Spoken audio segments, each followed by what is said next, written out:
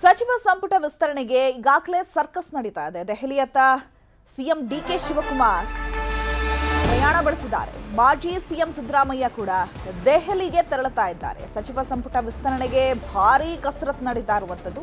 ಹಾಗಾಗಿ ಇವತ್ತು ದೆಹಲಿಗೆ ಸಿಎಂ ಡಿಕೆ ಶಿವಕುಮಾರ್, ಮಾಜಿ ಸಿಎಂ ಸಿದ್ದರಾಮಯ್ಯ ಕೂಡ ದೆಹಲಿಗೆ ತೆರಳುತ್ತಾ ಇದ್ದಾರೆ. ಕೆಪಿಸಿಸಿ ಅಧ್ಯಕ್ಷ ಬಿಕೆ ಹರಿಪ್ರಸಾದ್ಗೂ ಕೂಡ ದೆಹಲಿಯಿಂದ ಬುಲಾವ್ ನೀಡಲಾಗಿದೆ. ಸೊ ಹಾಗಾಗಿ ಬಿಕೆ ಹರಿಪ್ರಸಾದ್ ಕೂಡ ದೆಹಲಿಗೆ ಹೋಗ್ತಾ ಇದ್ದಾರೆ. ಸಂಪುಟ ವಿಸ್ತರಣೆ ಸಂಬಂಧ ಮಹತ್ವದ ಸಮಾಲೋಚನೆ ನಡೆಯುವ ಸಾಧ್ಯತೆ ಇದೆ. ಖಾಲಿ ಇರುವಂತಹ 20 ಸ್ಥಾನಗಳಿಗೆ 40ಕ್ಕೂ ಅಧಿಕ ಮಂದಿ ಈಗ ಪೈಪೋಟಿ ನಡೆಸ್ತಾ ಇದ್ದಾರೆ, ಲಾಬಿಯನ್ನು ನಡೆಸ್ತಾ ಇದ್ದಾರೆ. ಹಾಗಾಗಿ ಈ ಒಂದು ವಿಚಾರಕ್ಕೆ ಸಂಬಂಧಪಟ್ಟಂತೆ ಈಗ ಕೆಪಿಸಿಸಿ ಅಧ್ಯಕ್ಷ ಬಿಕೆ ಹರಿಪ್ರಸಾದ್ ಹಾಗೆ ಸಿಎಂ ಡಿಕೆ ಶಿವಕುಮಾರ್, ಮಾಜಿ ಸಿಎಂ ಸಿದ್ದರಾಮಯ್ಯ ಕೂಡ ದೆಹಲಿಗೆ ತೆರಳುತ್ತಾ ಇದ್ದಾರೆ. ಅಲ್ಲಿ ಹೈಕಮಾಂಡ್ ಜೊತೆ ಮಹತ್ವದ ಸಮಾಲೋಚನೆ ನಡೆಸುವಂತಹ ಸಾಧ್ಯತೆ ಇದೆ. ಇತ್ತ ಸಿಎಂಗೆ ಹೈಕಮಾಂಡ್ ಬುಲಾವ್ ಕೊಟ್ಟಿರುವಂತಹ ಹಿನ್ನೆಲೆಯಲ್ಲಿ ದೆಹಲಿಯತ್ತ ಸಚಿವಾಕಾಂಕ್ಷಿಗಳ ದಂಡೆ ಹೋಗ್ತಾ ಇದೆ. ಯಾಕಂದ್ರೆ ಆ ಸಚಿವಾಕಾಂಕ್ಷಿಗಳು ದೆಹಲಿಗೆ ತೆರಳಬೇಕು ಅಂತ ಹೇಳಿ ನಿರ್ಧರಿಸಿದ್ರು.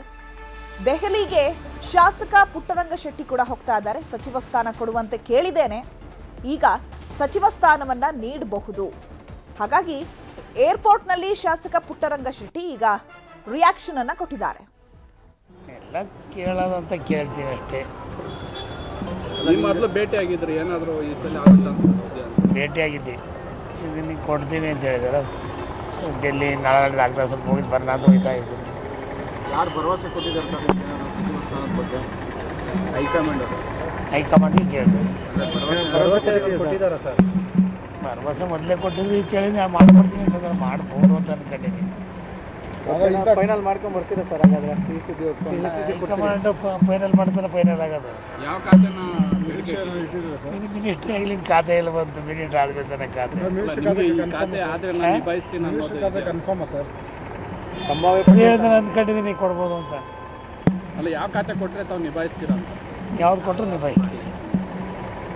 ಹಳವಲ್ವ ನಾನು ಯಾರಾದ್ರೂ ಹೋಗ್ತಿದ್ದಾರೆ ಸರ್ ಈಗ? ಇಲ್ಲ, ನಾನು ಒಬ್ಬನೇ.